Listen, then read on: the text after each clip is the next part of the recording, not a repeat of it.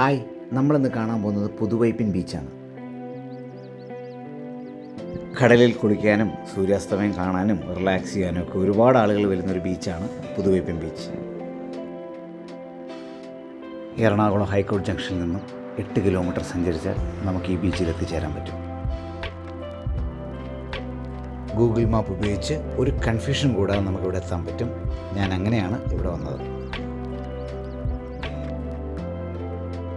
ഫാമിലിയായിട്ട് കൊച്ചിക്ക് ട്രിപ്പ് വല്ലതും പ്ലാൻ ചെയ്യുകയാണെങ്കിൽ നിർബന്ധമായും വരേണ്ട ഒരു സേഫ്റ്റി ബീച്ചാണ് കേട്ടോ ഈ പുതുവൈപ്പിൻ ബീച്ച്.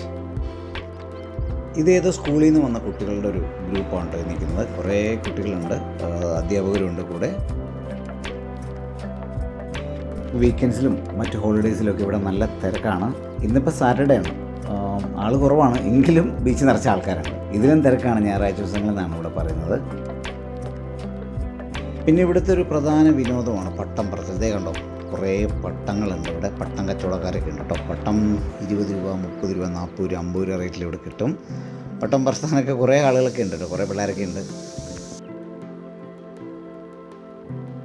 പിന്നെ ഞാനിവിടെ ശ്രദ്ധിച്ചൊരു കാര്യം എന്ന് പറയുന്നത് കൂടുതലും തമിഴ്നാട്ടുകാരാണ് കേട്ടോ ഇവിടെ ടൂർ വന്നേക്കുന്നത്. കൂടുതലും തമിഴ്നാട് രജിസ്ട്രേഷനുള്ള വണ്ടികളാണ് പാർക്കിങ്ങിലൊക്കെ കിടക്കുന്നത് കണ്ടത്. ഈ കാണുന്ന ലൈറ്റ് ഹൗസാണ് ഇവിടുത്തെ പ്രധാന ആകർഷണം. ഇന്ത്യയിലെ ഏറ്റവും ഉയരം കൂടിയ ലൈറ്റ് ഹൗസ് ഇതാണെന്നാണ് പറയപ്പെടുന്നത്. കൊച്ചിയിലെ വളരെ ഫേമസ് ആയ കുഴിപ്പള്ളി ബീച്ചിലേക്ക് കഷ്ടിച്ച് ഇവിടെ നിന്ന് 1 കിലോമീറ്റർ ഉള്ളൂ. അപ്പം നമ്മുടെ അടുത്ത വീഡിയോയിൽ കുഴിപ്പള്ളി ബീച്ച് കാണാം. Stay tune.